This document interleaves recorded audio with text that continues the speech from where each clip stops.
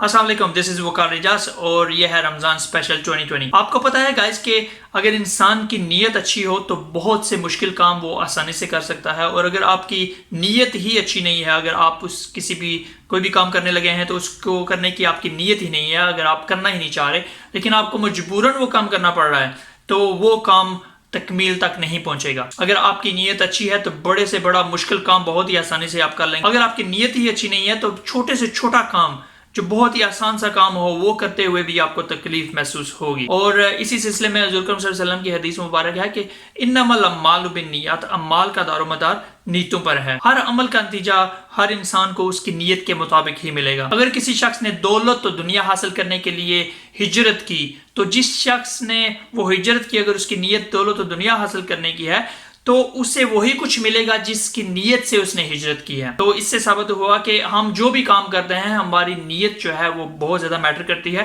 اگر آپ کی نیت اچھی نہیں ہے تو وہ کام آپ نہیں کمپلیٹ کر پائیں گے، اور اگر آپ کمپلیٹ کر بھی پائیں گے تو آپ اس کو اچھی طرح سے اس کام کا حق ادا نہیں کر پائیں گے۔ اگر آپ کی نیت اچھی نہیں ہے، نیت میں اگر کھوٹ ہے تو بہت سے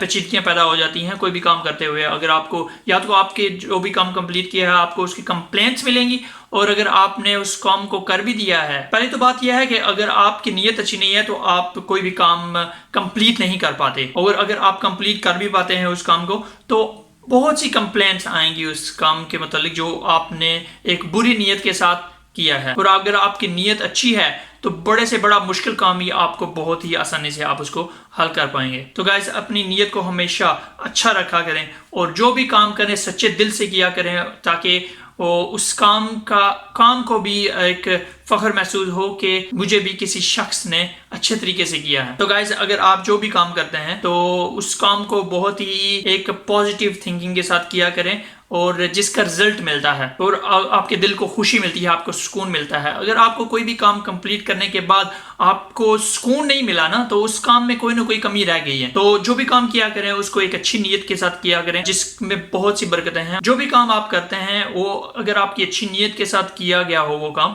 تو آپ کو بہت سی اپریشیشنز ملتی ہیں اور آپ کے کام کو سراہا جاتا ہے، کیونکہ آپ نے اس کام کے اندر اپنے دل اور دماغ کو لگایا ہوتا ہے۔ اگر آپ نے صرف اس کو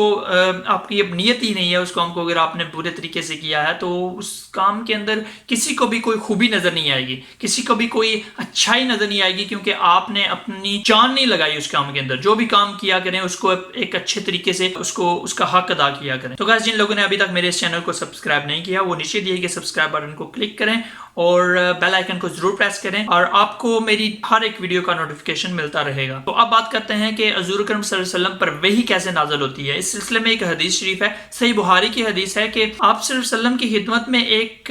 حارث بن حشام نامی شخص حاضر ہوا، اور اس نے عرض کی کہ یا رسول اللہ، آپ صلی اللہ علیہ وسلم پر وحی کیسے نازل ہوتی ہے۔ آپ صلی اللہ علیہ وسلم نے ارشاد فرمایا کہ وحی نازل ہوتے وقت کبھی کبھی مجھ کو گھنٹی کی آواز محسوس ہوتی ہے، اور یہ جو کیفیت ہوتی ہے، یہ جو گھنٹی والی کیفیت ہوتی ہے، یہ بہت ہی شاق گزرتی ہے مجھ پہ۔ آپ صلی اللہ علیہ وسلم کا یہ ارشاد تھا۔ جب یہ کیفیت ختم ہو جاتی ہے تو آپ صلی اللہ علیہ وسلم نے ارشاد فرمایا کہ فرشتے کے ذریعے جو بھی وحی ہوتی ہے، جو بھی وحی نازل شدہ ہوتی ہے، وہ آپ صلی اللہ علیہ وسلم کے دل و دماغ پر محفوظ ہو جاتی ہے۔ اور پھر آپ صلی اللہ علیہ وسلم نے ارشاد فرمایا کہ کبھی کبھار ایسا ہوتا ہے کہ فرشتہ خود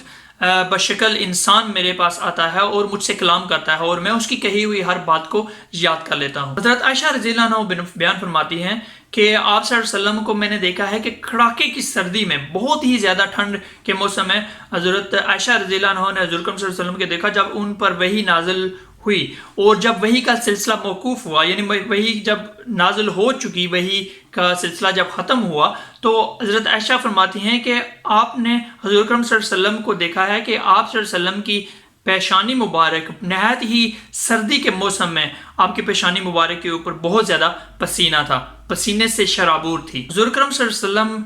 لوگوں میں سے سب سے زیادہ صحیح تھے۔ آپ صلی اللہ علیہ وسلم کے پاس جب حضرت جبرائیل علیہ السلام آتے، نارمل دنوں میں جب آپ صلی اللہ علیہ وسلم کے پاس حضرت جبرائیل علیہ السلام تشریف لاتے تو آپ کا جود و کرم ہوتا، آپ ان کے ساتھ بہت ہی سخاوت سے پیش آتے، لیکن جب رمضان مبارک کا مہینہ ہوتا اور رمضان مبارک میں جب حضرت جبرائیل علیہ السلام آپ سے ملنے کے لیے آتے، آپ سے ملاقات فرماتے، تو آپ صلی اللہ علیہ وسلم کا جود و کرم بہت زیادہ ہو جاتا بنسبت دوسرے مہینوں کے۔ جبرائیل علیہ السلام رمضان مبارک کی ہر ایک رات کو حضور اکرم صلی اللہ علیہ وسلم کے پاس تشریف لاتے اور قرآن پاک کا ورد کیا کرتے تھے۔ وہ آپ صلی اللہ علیہ وسلم کے پاس قرآن پاک کی تلاوت کیا کرتے تھے۔ آپ صلی اللہ علیہ وسلم بہت ہی سخاوت کے ساتھ ان کے ساتھ پیش آیا کرتے تھے۔ آپ صلی اللہ علیہ وسلم لوگوں تک بھلائی پہنچانے میں بارش لانے والی ہوا سے بھی زیادہ جود و کرم فرمایا کرتے تھے۔ تو حضور اکرم صلی اللہ علیہ وسلم بہت ہی عظیم انسان اس دنیا میں تشریف لائے اور ہمیں ان کی تعلیمات پر عمل کرنا چاہیے۔ جتنا ہو سکے لوگوں کے ساتھ سخاوت سے پیش آئیں اور لوگوں کی خدمت کرنے کی کوشش کریں، اسپیشلی اس غریب طبقے کی جو ہمارے پاکستان کے اندر، انڈیا کے اندر یا دنیا میں کہیں بھی جہاں کہیں بھی آپ کسی غریب مسلمان کو دیکھتے ہیں تو پلیز اس کی ہیلپ کریں اور بہت سی دعائیں لیں۔ تو اس ویڈیو کے اندر میں نے آپ لوگوں کو حضور اکرم صلی اللہ علیہ وسلم کی 2 حدیثیں بیان فرمائی ہیں۔ اس ویڈیو کے اندر میں نے آپ لوگوں کے ساتھ نیت کے متعلق ایک حدیث بیان کی ہے اور آپ صلی اللہ علیہ وسلم پہ جب وحی نازل ہوتی تھی تو آپ صلی اللہ علیہ وسلم کی کیا کیفیت ہوتی تھی، تو یہ ساری ڈیٹیل میں نے آپ کے ساتھ شیئر کی ہے۔ تو امید کرتا ہوں کہ آپ کو میری یہ ویڈیو اچھی لگی ہوگی۔ میری اس ویڈیو کو لائک اور شیئر کرنا نہ بھولیے گا، اور جن لوگوں نے ابھی تک سبسکرائب نہیں کیا میرے چینل وہ ضرور سبسکرائب کیجیے۔ ملتے ہیں ایک نئی ویڈیو کے ساتھ، تب تک اپنا بہت خیال رکھیے گا۔ اللہ حافظ۔